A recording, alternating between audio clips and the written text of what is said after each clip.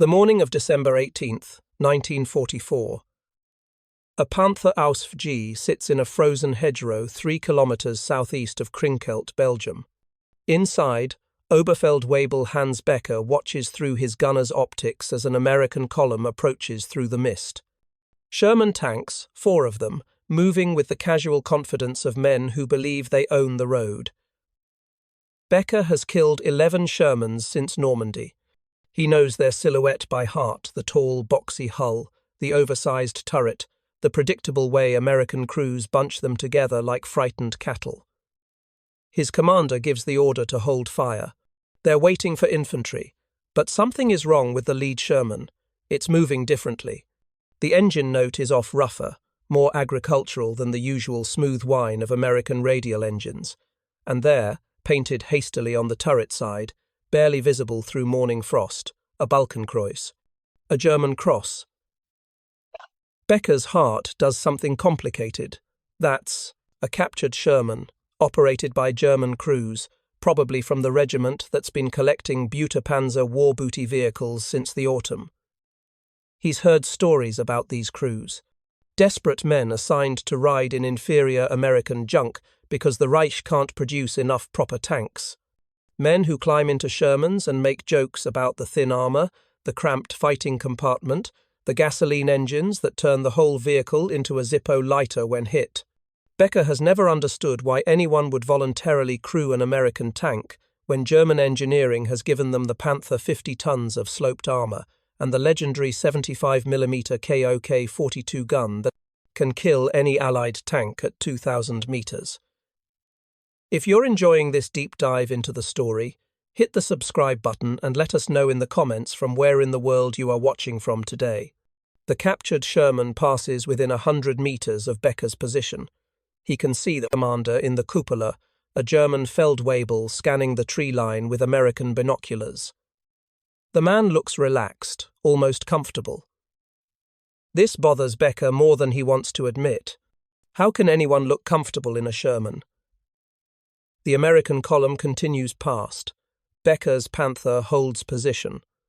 The war moves on without engagement. But the image stays with him. That German cross on American steel, that commander who didn't look like a man riding in an inferior machine, who didn't carry himself like someone making do with second-rate equipment. 3 days later, Becker's Panther throws a track bearing. The replacement part won't arrive for a week. Fuel is short, ammunition is shorter. His crew spends Christmas Eve 1944 in a frozen Belgian barn, listening to distant artillery and wondering if they'll ever see their families again. 2 kilometers away, that captured Sherman is still running, still fighting, its American engine gulping fuel that German logistics can somehow still provide, its simple mechanical systems requiring nothing that German field workshops can't fix. Becker doesn't know this yet. He doesn't know that by March 1945, he'll be commanding a captured Sherman himself, his beloved Panther abandoned with a cracked final drive that no German factory can replace. He doesn't know that he'll discover truths about American tank design that will make him question everything the Reich told him about technological superiority. All he knows, watching that Sherman disappear into the mist, is that something about the war has changed in ways the propaganda never prepared him for. To understand what Hans Becker believed about his Panther, you must understand what every German tanker was told from the moment they entered training. The Panther was not just a tank. It was proof of German technological supremacy, physical evidence that Aryan engineering intellect could overcome numerical Allied disadvantages. This wasn't casual propaganda. This was doctrine, embedded in every training manual, every briefing, every conversation between crews. The Panzerkampfwagen V Panther emerged from Germany's catastrophic encounter with Soviet 34 tanks in 1941. German planners, shocked by the 34's combination of sloped armor, mobility, and firepower, demanded a response. The result was the Panther, first deployed at Kursk in July 1943. By December 1944, when Becker sat in his frozen hedgerow, the Panther aus G represented the most refined version of this design philosophy. The specifications seem to justify German confidence. The Panther weighed 45.5 tons in combat configuration. Its glacis plate, the front hull armor, was 80 mm thick, sloped at 55 degrees from vertical. This created an effective thickness of approximately 140 mm against direct fire. No Allied tank gun in operational service. It could penetrate this armor at normal combat ranges beyond 800 meters.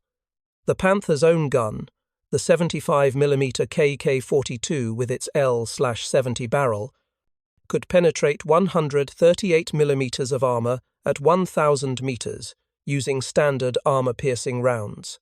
Against a Sherman's frontal armor of 51 mm, the Panther could achieve kills at ranges exceeding 2,000 meters.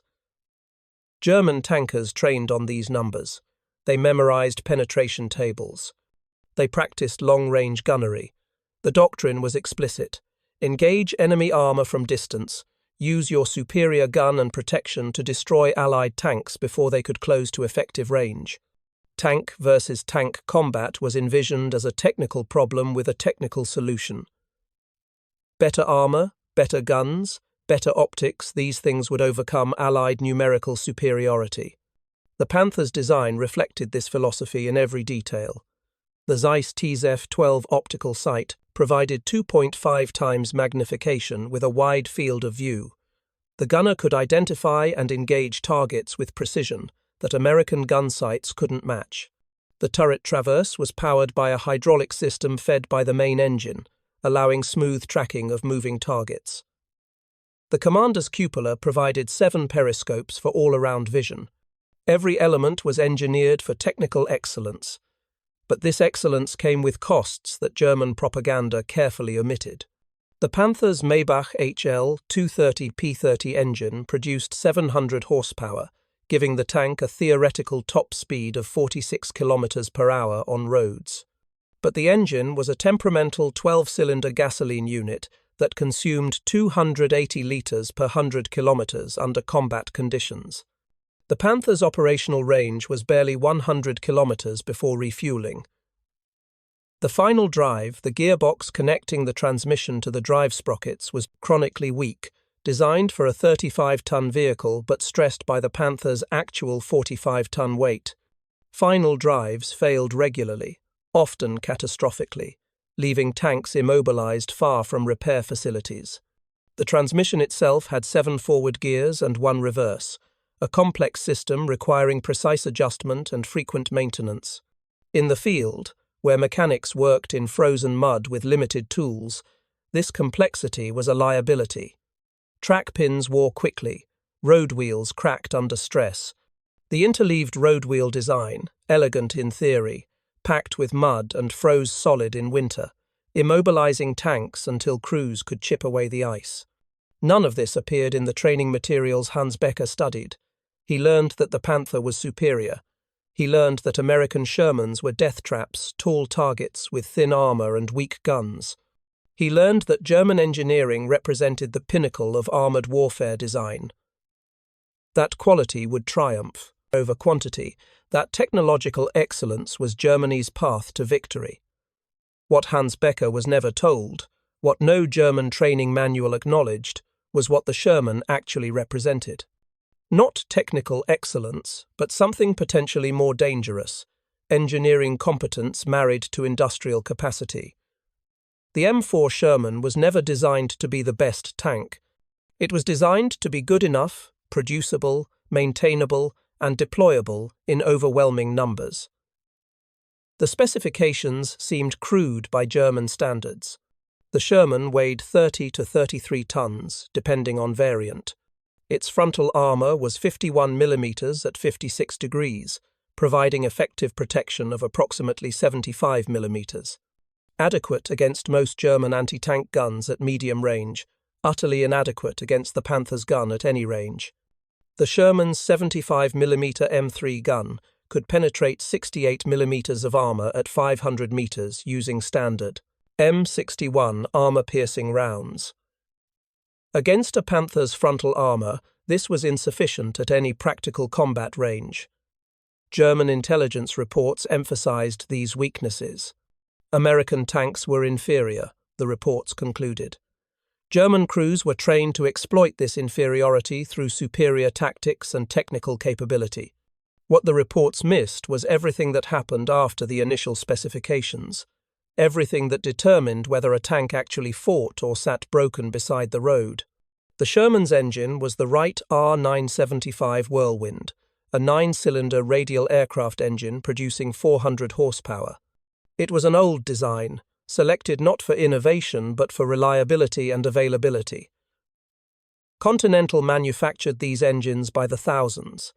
The engine was simple, no complex timing systems, no temperamental fuel injection, just straightforward gasoline combustion using components any competent mechanic understood. When a Sherman broke down, which happened far less frequently than with German tanks, repairs were straightforward.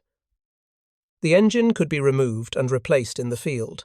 Replacement engines arrived regularly through Allied logistics chains that German forces could only imagine.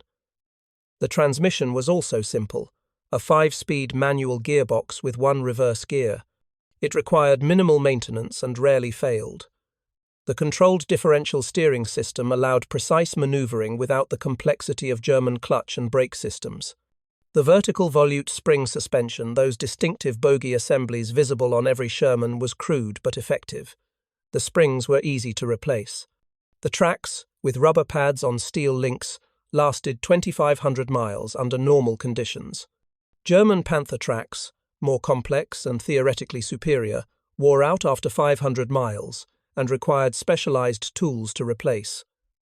The Sherman carried 97 rounds of 75mm ammunition in protected racks. The crew consisted of 5 men: commander, gunner, loader, driver, and assistant driver, who also operated the hull machine gun. Every crew member had a specific role. The commander commanded, using his cupola and intercom to direct the crew. The gunner aimed and fired. The loader maintained the ammunition supply. No one was overloaded with multiple simultaneous tasks. The fighting compartment, while not spacious by civilian standards, provided adequate room for crew members to function effectively during extended combat operations. Every Sherman had a radio, typically an SCR 508 or SCR 528 set, allowing tank-to-tank coordination and communication with infantry and artillery. German forces in December 1944 were increasingly radio scarce, their equipment destroyed or their frequencies jammed. American units communicated constantly, coordinating movements and supporting each other with a flexibility German doctrine couldn't match. But perhaps most importantly, the Sherman was available. American factories produced 49,234 Shermans between February 1942 and July 1945. The Detroit tank arsenal alone produced over 11,000. The Fisher tank arsenal built over 11,000 more. American Locomotive Company, Baldwin Locomotive Works, Pressed Steel Car Company, Pacific Car, and Foundry. The production capacity was almost incomprehensible by European standards. Germany produced approximately 6,000 Panthers between January 1943 and April 1945. The production ratio was 8-1 in America's favor.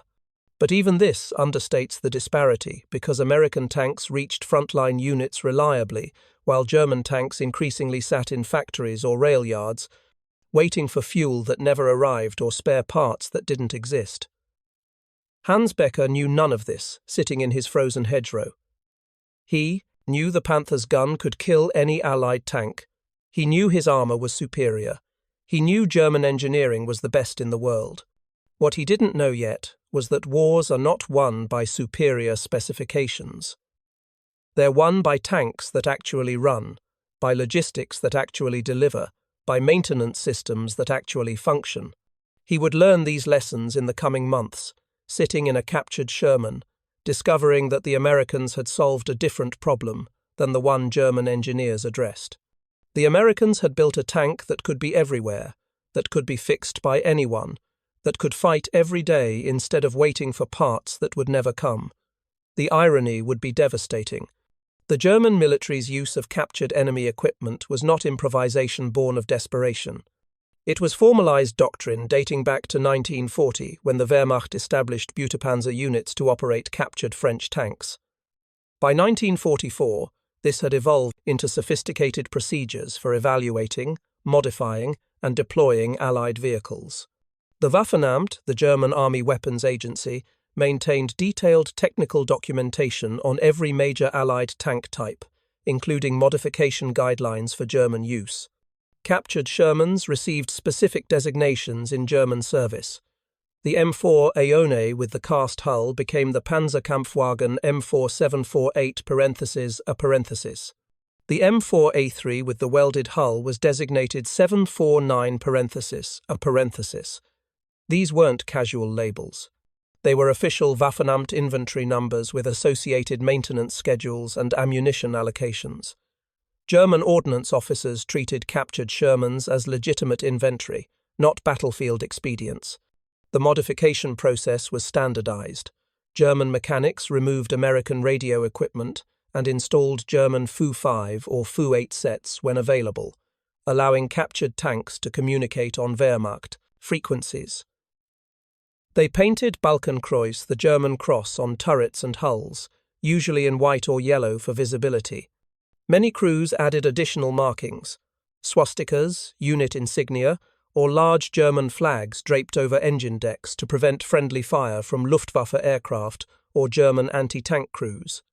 The crews assigned to these vehicles came from various backgrounds.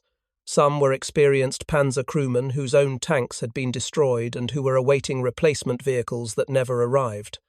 Others were training unit personnel pressed into frontline service during the emergency of December 1944. A few were penal company members, soldiers guilty of minor infractions, who could work their way back to regular status through combat service. None had volunteered enthusiastically. German tankers wanted Panthers, or Tiger tanks, not American equipment. The initial briefings these crews received emphasized the Sherman's weaknesses. Training documents from Panzer, Lehr Division, which operated several captured Shermans during the Normandy campaign, specifically noted, "The American M4 tank possesses inferior armor protection compared to German medium tanks. Frontal armor of approximately 50 mm provides inadequate protection against German anti-tank weapons. The vehicle's height creates a large target profile. The gasoline engine is highly flammable when penetrated. What these briefings omitted was more significant than what they included. They didn't mention that the Sherman's suspension required almost no maintenance compared to the Panther's interleaved road wheels. They didn't note that the Sherman's transmission rarely failed, while Panther transmissions required constant adjustment. They didn't acknowledge that Sherman tracks could be replaced by a crew in under 2 hours, while Panther tracks required specialized tools and often half a day's work. Most critically, the briefings didn't address fuel consumption. The Sherman's radial engine consumed approximately 190 litres per 100 kilometres under combat conditions. The Panther consumed 280 litres.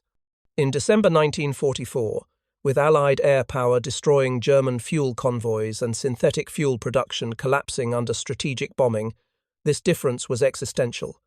A Sherman could operate on fuel allocations that left a Panther immobilized. German crews climbing into captured Shermans for the first time noted several immediate differences from their previous vehicles.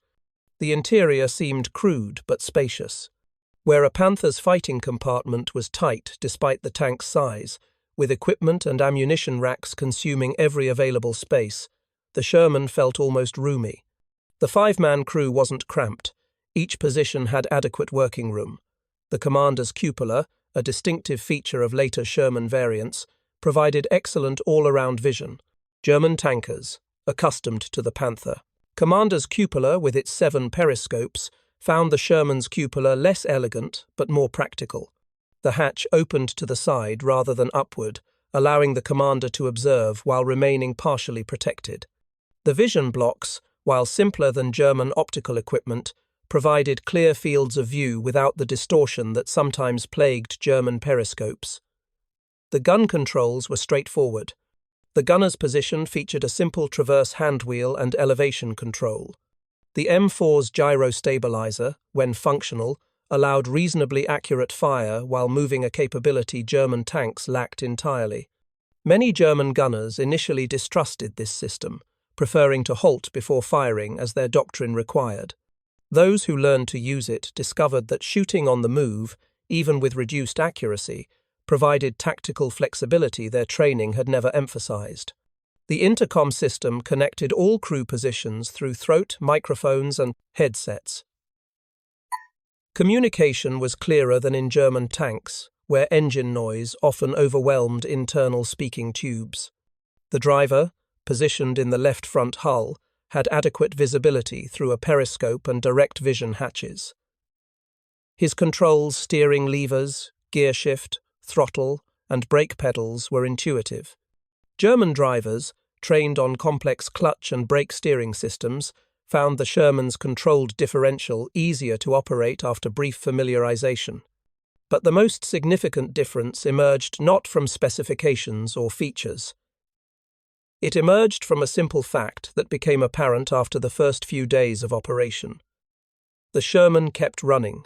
It started every morning without the lengthy warm-up procedures German tanks required. It didn't throw tracks unexpectedly. It didn't develop mysterious oil leaks or cooling system failures. The engine didn't require constant adjustment of mixture settings or timing sequences. German mechanics, accustomed to spending hours daily on maintenance, found themselves with little to do. The Sherman ran and kept running, with minimal intervention. The German offensive that began on December 16, 1944, Operation Wacht am Rhein, the Watch on the Rhine, put captured American equipment to its ultimate test. German forces, assembled in secret in the Eifel forests, launched a massive assault through the Ardennes region of Belgium and Luxembourg. The operation committed 3 armies, the 6th SS Panzer Army in the north, the 5th Panzer Army in the center, and the 7th Army in the south. Among these forces were numerous Butterpanzer units equipped with captured American vehicles, including at least 24 Sherman tanks. These Shermans weren't concentrated in dedicated units. They were distributed across formations wherever German commanders needed additional armor and couldn't obtain German-manufactured tanks. The 2nd Panzer Division, driving toward the Meuse River, operated at least 4 captured Shermans alongside its remaining Panthers and Panzer IV tanks. The Panzer-Lehr Division, reconstituted after its destruction in Normandy, included 6 Shermans in its order of battle. Smaller numbers served with various Volksgrenadier divisions that normally had no armor support. The offensive's initial days created optimal conditions for evaluating captured equipment. German forces achieved tactical surprise, pushing through American lines that were thinly held and unprepared for major combat. The weather was overcast, grounding Allied air power that would have otherwise dominated the battlefield. German tanks advanced through terrain they knew well, having trained in these forests before the war. If Butterpanzer were going to fail, it would be here, in conditions favorable to German forces. Instead, the captured Shermans performed unexpectedly well. The first advantage was immediate. American vehicles didn't trigger American response protocols. In the operation's opening hours, confusion was widespread as American units tried to determine what was attacking them. Captured Shermans with German crosses moved through this confusion more easily than obvious German vehicles.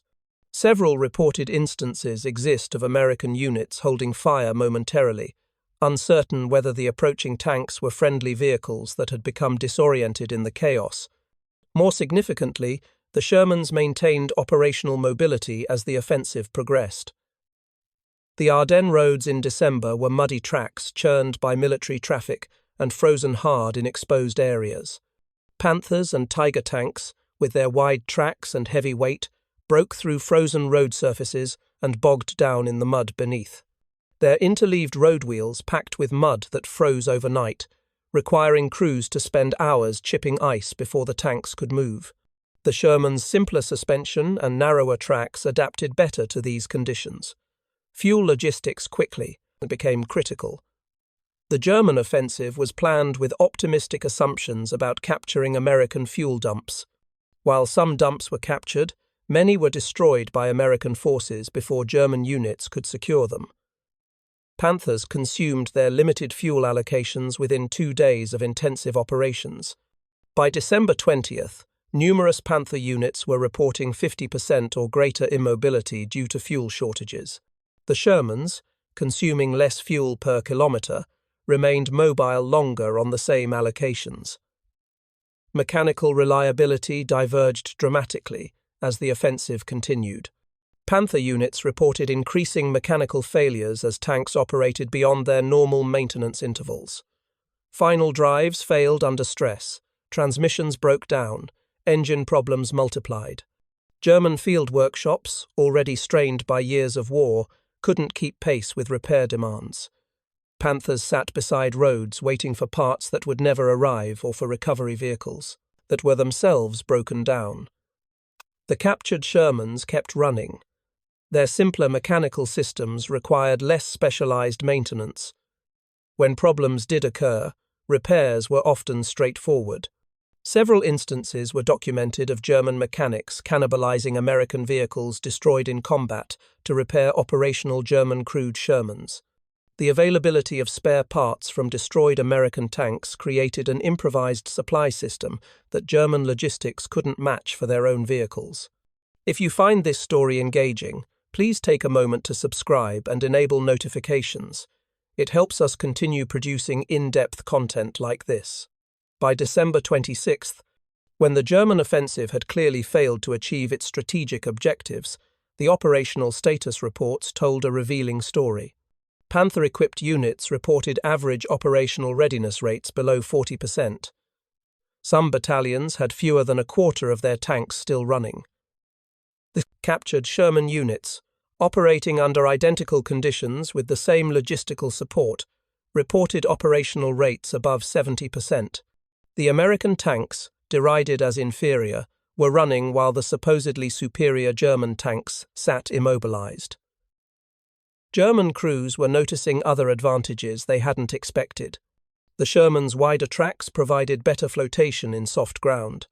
The tank could traverse terrain that Panthers avoided. The lower ground pressure meant Shermans could cross bridges that couldn't support Panther weight. In the Ardennes' dense forests and narrow roads, these advantages mattered more than gun penetration statistics. The visibility from the Sherman's crew positions was proving valuable in close terrain. The commander's cupola allowed better situational awareness than many German tankers were accustomed to. The loader's position included a periscope, giving an additional set of eyes for spotting infantry threats. In the bocage and forest fighting, where visual range was measured in tens of meters rather than thousands, these features compensated for the Sherman's inferior armor and gun. Most significantly, German crews were discovering that the Sherman was survivable. When hit, the tank didn't catastrophically burn as frequently as German propaganda suggested. The wet stowage system for ammunition, implemented in later Sherman variants, prevented the ammunition fires that had plagued earlier models. Crews had better egress routes than in German tanks. The escape hatches actually functioned. Crews who had to abandon their Shermans under fire found they could get out quickly, something not always true of German vehicles, where jammed hatches or poor design trapped crew members inside burning tanks. On January 9, 1945, Hans Becker's war changed permanently. His Panther, which had thrown a track bearing before Christmas, sat abandoned in a Belgian forest. The replacement bearing never arrived. The battalion commander made the decision final. The tank would be stripped for parts to keep other Panthers operational. Becker and his crew were reassigned to a captured M4A3 Sherman that had been recovered from an American unit overrun in the offensive's early days. Becker approached the tank with undisguised contempt. He'd been a gunner, then a commander, in Panthers for 18 months. He'd killed Allied tanks at ranges where return fire was impossible. He'd trusted his armor to protect him. Now he was being assigned to an American death trap with armor so thin that German anti-tank guns could penetrate it from any angle at any range. The assignment felt like punishment, like being demoted from a thoroughbred to a plough horse. The crew climbed aboard on a grey January morning, with temperatures hovering around freezing. The tank had been partially Germanized, radio equipment swapped, German markings painted on, ammunition racks modified to accept German 75mm rounds, in addition to American stocks. But it was recognizably American, from the cast hull to the distinctive engine deck to the tall profile that Becker knew would make them a target. The driver started the engine. The radial motor coughed, caught, and settled into a rough idle that sounded agricultural compared to the Panther's refined Maybach. Becker stood in the commander's cupola, getting his bearings. The visibility was good, he admitted reluctantly. The cupola design was crude but functional. He could see in all directions without exposing himself completely. They drove to the front line that morning, a journey of approximately 15 kilometers through muddy roads and frozen fields. The Sherman handled the terrain without difficulty. The suspension absorbed shocks smoothly. The tracks didn't throw mud into the road wheels' mechanisms. The engine ran steadily at varying speeds without the constant gear changes, German transmissions required on rough ground. Becker noticed these things, but dismissed them. Mechanical reliability meant nothing if the tank couldn't fight. The education began that afternoon when American artillery started a preparation barrage. Becker's orders were to move forward with supporting infantry once the barrage lifted and engage American positions approximately 800 meters distant. It was a straightforward attack, the kind Becker had conducted dozens of times in his Panther. He expected it to be his last, anticipating that American anti-tank guns would destroy the Sherman quickly once it came into view. The barrage lifted at 1400 hours. Becker ordered the driver forward. The Sherman accelerated smoothly, reaching 30 kilometers per hour within seconds. The acceleration was noticeably better than the Panther's. The controlled differential steering allowed precise maneuvering around obstacles. They crossed a drainage ditch that would have required careful approach in a Panther. The Sherman simply drove through it. American positions came into view at 700 meters. Becker identified machine gun nests and what appeared to be at least one 57mm anti-tank gun position. In his Panther, he would have stopped, engaged from this range, destroyed the gun with his superior optics and gun, then advanced. In the Sherman, with its shorter range gun and thinner armor, that wasn't an option. He ordered the driver to keep moving, relying on speed and the supporting infantry to suppress the gun position. What happened next violated everything Becker believed about tank combat. The Sherman, moving at nearly full speed across rough ground, fired its 75mm gun. The gyrostabilizer, which Becker had ignored during familiarization training, kept the gun relatively steady despite the movement. The round missed, but the fact that they'd fired accurately while moving shocked Becker. His Panther training emphasized halting before shooting. German tanks lacked stabilization. Moving fire was considered waste of ammunition. The gunner traversed right, tracking the anti-tank gun position. The Sherman fired again, still moving. This round struck near the gun, throwing dirt and forcing the crew to take cover. The American gun never fired. By the time its crew recovered, the Sherman had closed to 300 meters and was past the gun's effective traverse arc. German infantry, following the tank, destroyed the position with grenades. The attack continued for another hour, pushing through American lines that were thinly held and withdrawing under German pressure. The Sherman took multiple machine gun hits that left dents and scratches but no penetrations. A bazooka round struck the turret side at an angle and deflected without penetrating.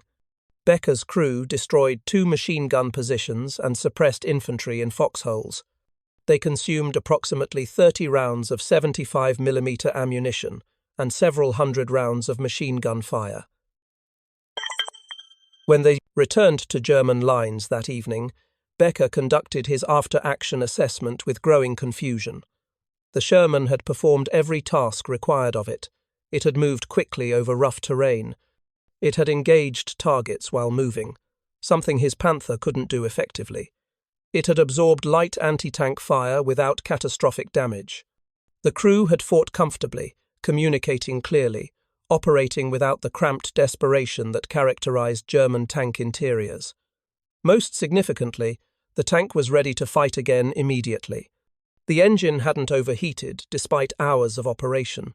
The transmission hadn't required adjustment, the tracks hadn't thrown, the suspension hadn't failed. Maintenance consisted of refueling, reloading ammunition, and checking fluid levels work that took under an hour.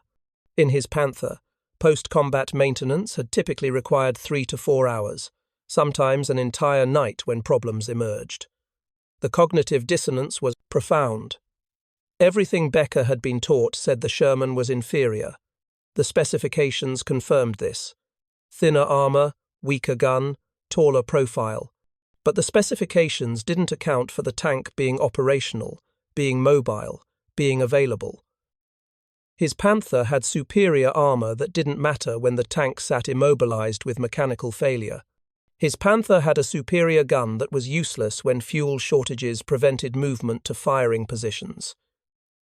The Sherman, with all its supposed weaknesses, was present and functional. In January 1945, that mattered more than any specification sheet. Hans Becker survived the war. His Sherman crew fought through January and February of 1945 as German forces retreated toward the Rhine. They engaged American armor twice. Both encounters ended with German withdrawal before decisive action. Not from fear, but from recognition that holding positions was tactically pointless. The fuel situation had become catastrophic. Ammunition was scarce. Replacement crews didn't exist. The Sherman, derided and despised when Becker first climbed aboard, became his most reliable constant in the collapsing chaos of the Reich's final months. On March 7th, American forces captured the Ludendorff Bridge at Remagen intact, establishing a bridgehead across the Rhine. Becker's unit, positioned 30 kilometers south, received orders to counterattack. The orders were fantastical: a company of exhausted infantry and 3 operational tanks, one of them Becker's Sherman, were supposed to dislodge an American armored division. The attack never materialized. Fuel didn't arrive. By March 10th, American forces had expanded the Remagen bridgehead to such extent that counterattack was meaningless. Becker's crew abandoned their Sherman on March 15th in a forest east of Koblenz. The engine was still running. The tank was still operational. They abandoned it because there was no fuel, no ammunition, no the mission that made sense anymore. Becker pulled the distributor rotor, disabling the engine, not to prevent American capture but from some residual habit of denying equipment to the enemy. The gesture was pointless. The Americans had thousands of Shermans. One more or less changed nothing. What Becker couldn't abandon were the thoughts that had accumulated during those months in American equipment. He'd been taught that German engineering was superior. He'd memorized specifications proving that Panthers and Tigers outclassed Allied armor. He'd believed that technological excellence would overcome numerical disadvantages. But he'd learned, sitting in a Sherman that kept running while Panthers sat broken, that wars aren't won by specifications. They're won by logistics, by industrial capacity, by the ability to put functional equipment in the field and keep it there. The German military's post-war analysis, conducted by former Wehrmacht officers working for American historical sections, included extensive documentation of Butterpanzer operations. These reports, compiled in 1946 and 47, reached conclusions that would have been unthinkable during the war. Captured American vehicles, one report noted, demonstrated superior operational reliability compared to German-manufactured armor. The M4 tank, while inferior in armor protection and armament to German medium tanks, proved more suitable for sustained operations under conditions of limited maintenance capability and fuel scarcity. Another report was more direct. German crews expressed consistent preference for captured Sherman tanks over German Panzer IV tanks when both were available. The Sherman's mechanical reliability and ease of maintenance outweighed its tactical disadvantages in crew perception. This preference increased as logistical conditions deteriorated in late 1944 and early 1945. These analyses never mentioned the psychological impact. They documented operational statistics and maintenance requirements, but omitted what this knowledge did to the men who experienced it. German tankers had been told they were technological elite, operating superior equipment that compensated for numerical inferiority. Discovering that American inferior tanks were actually more practical, more reliable, more suited to the reality of sustained warfare, this revelation undermined the fundamental narrative that had sustained German morale. The letters exist in archives, though many remain untranslated and unanalyzed. German soldiers writing home from the front in early 1945 occasionally mentioned their equipment situation. Censors removed explicit criticism, but the implications were clear. One tanker wrote to his wife in February 1945, "I am now driving a different vehicle, one we captured from the Americans. It is strange to operate their equipment. Everything is so simple, so crude, yet it works without complaint. I think often about what this means, but such thoughts lead nowhere useful." Another letter, from a panzer officer to his brother, was more explicit. "We were told their tanks were inferior, but that our engineering was supreme. I have now commanded both types. Ours are better in every specification that can be measured. Theirs are better in the only specification that matters they function.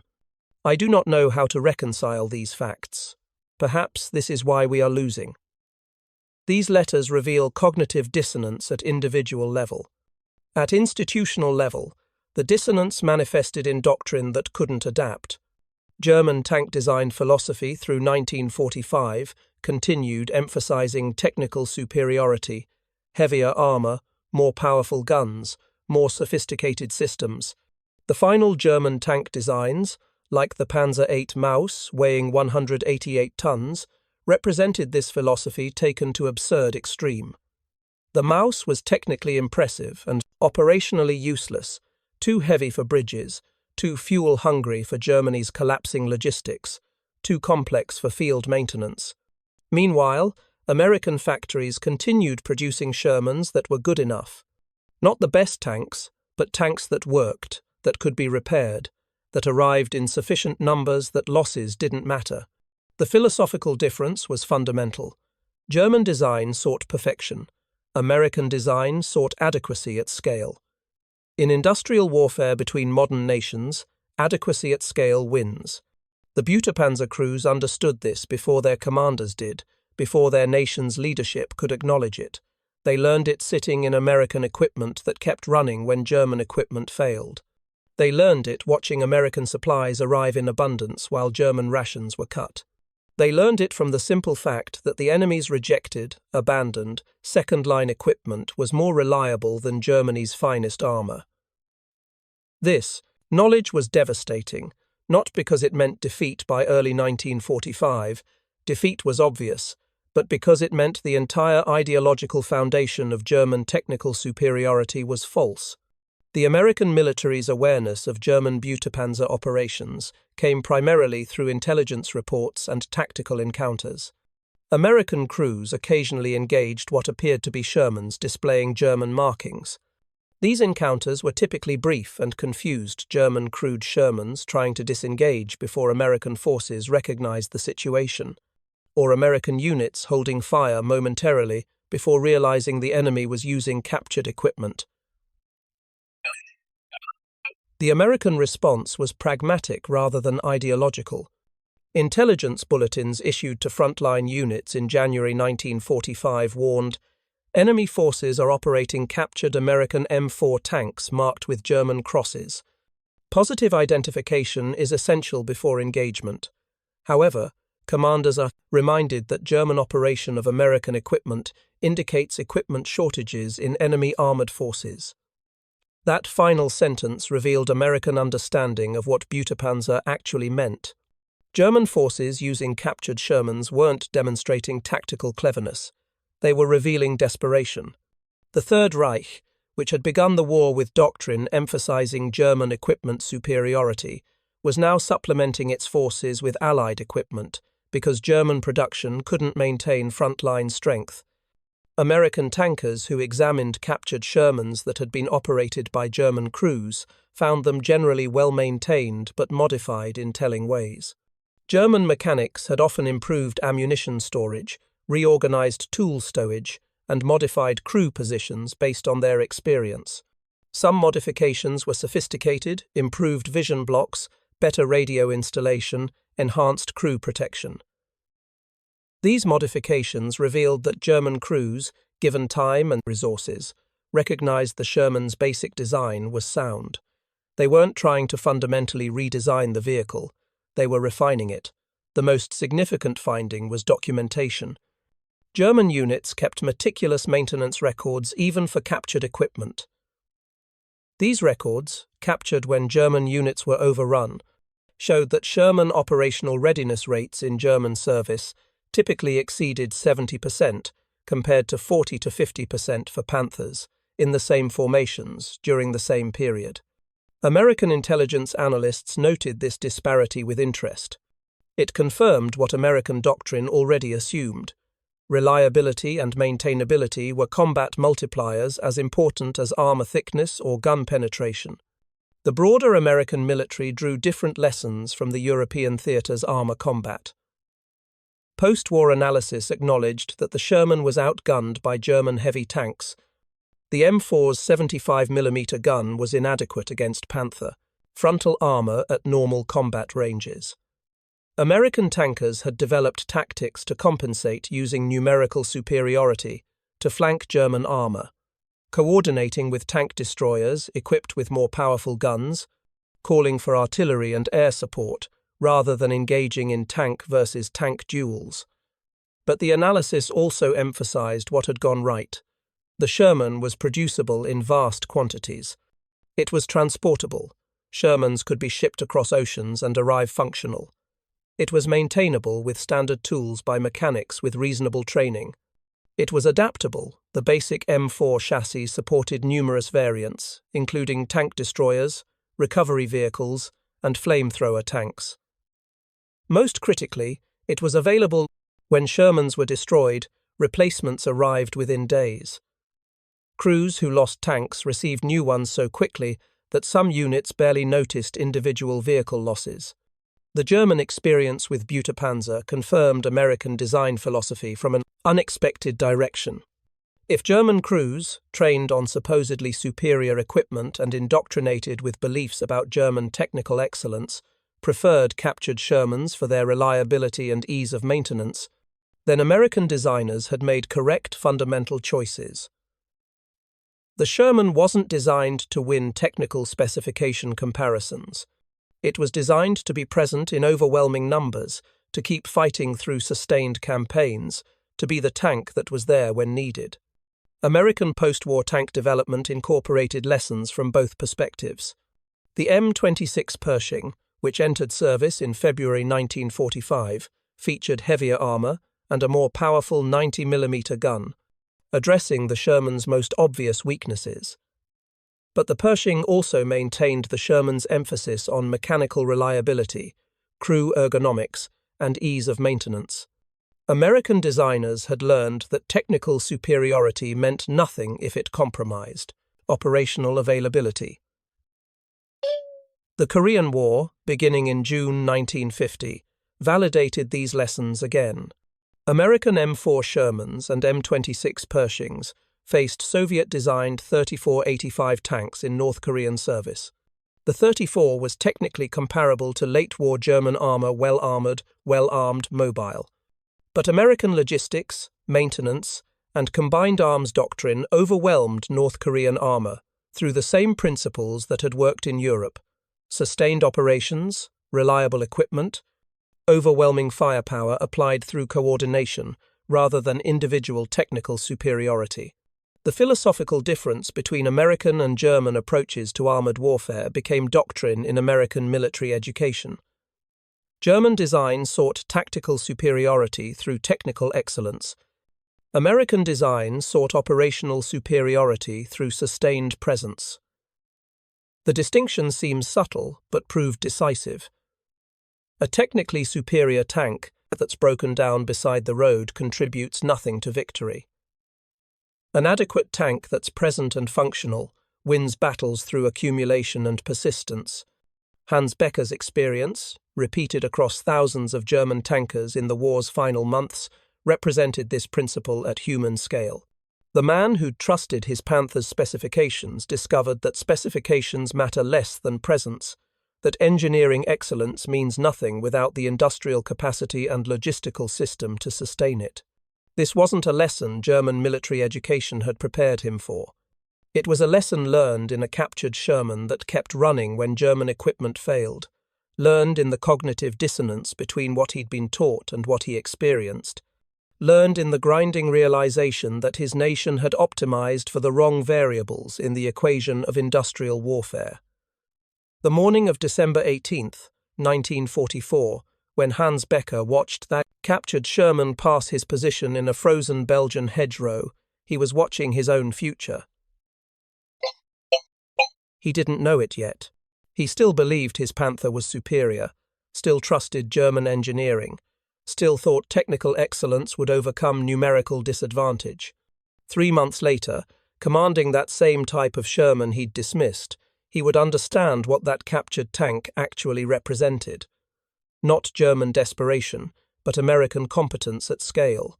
The irony wasn't that Germans used captured American equipment. All armies in all wars use captured supplies when practical. The irony was that German crews, trained from the beginning to believe in their technical superiority, discovered that the supposedly inferior American tanks were actually superior where it mattered in being present, functional, and reliable. The psychological impact of this discovery went beyond tactical adjustment. It undermined the fundamental narrative that had sustained German military morale. German military culture in World War II emphasized technical excellence as compensation for numerical inferiority. This wasn't unreasonable doctrine. Germany's population and industrial capacity were smaller than the combined Allied powers. German strategy required qualitative superiority to overcome quantitative disadvantage. The problem emerged when technical excellence became ideological certainty, when German commanders and crews began believing that their equipment was inherently superior, rather than recognizing it as one factor among many in the complex calculus of warfare. The Panther represented this ideology perfected. Its specifications were genuinely impressive sloped armor, powerful gun, sophisticated fire control.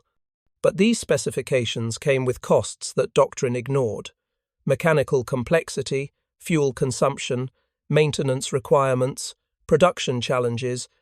The Panther was an excellent tank for the war. Germany wanted to fight short, decisive campaigns where technical superiority achieved quick victory before logistical problems emerged. It was poorly suited for the war Germany actually fought sustained, grinding attrition where keeping tanks operational mattered more than perfect specifications. The Sherman represented different philosophy. It was designed for industrial warfare, for campaigns measured in years rather than months, for operations across global theaters requiring reliable logistics and maintenance. Its specifications were adequate rather than excellent. Its armor was good enough to resist most enemy fire at combat ranges. Its gun was powerful enough to destroy most enemy armor when used with proper tactics. Its mechanical systems were simple enough that average mechanics could maintain them in field conditions. These design choices prioritized sustained operational presence over technical perfection. German crews, discovering that American design philosophy was actually superior, faced a profound cognitive challenge. They'd been taught that German engineering represented the pinnacle of military technology, that German culture's emphasis on precision and excellence produced superior weapons. Learning that crude American pragmatism was more effective in actual warfare meant confronting the possibility that everything they'd believed about German superiority was propaganda rather than reality. This confrontation happened not in ideological debate but in material experience. It happened when Becker's Panther broke down and couldn't be repaired.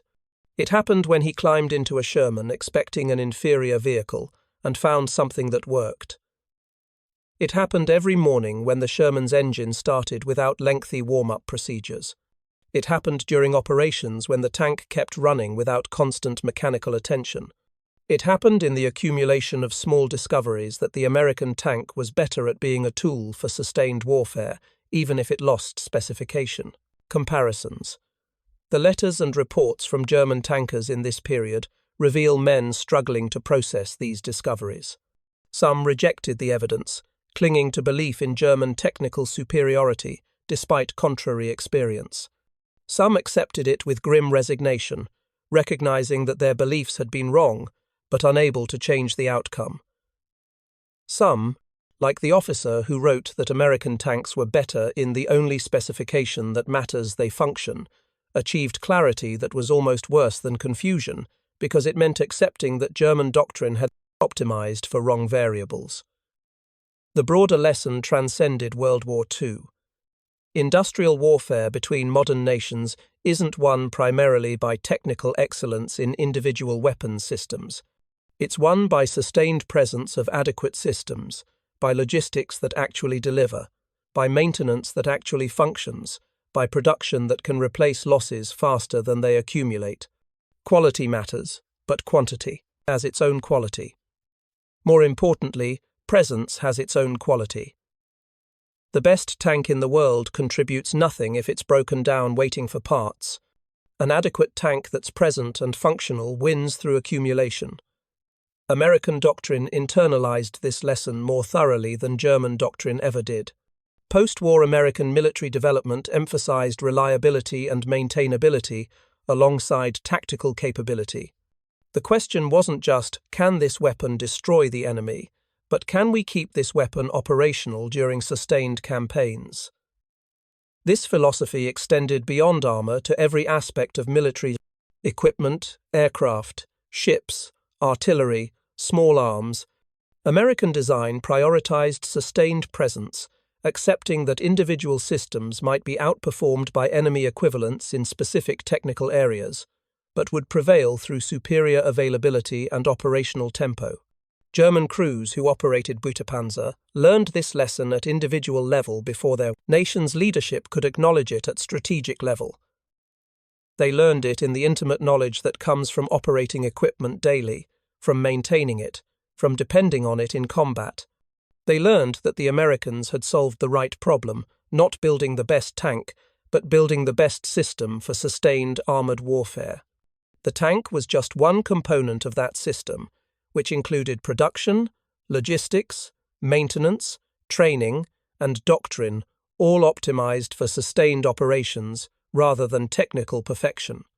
Hans Becker, sitting in his Sherman in February 1945, understood this in ways his training had never prepared him for. He understood that German technical excellence was real, but insufficient. He understood that American industrial pragmatism was crude but effective. He understood that the war was lost not because German soldiers were less capable or less brave, but because Germany had optimized for the wrong type of warfare, had built weapons for the war they wanted rather than the war they faced. The captured Sherman, marked with German crosses but fundamentally American in design and philosophy, represented this understanding in steel and mechanical simplicity.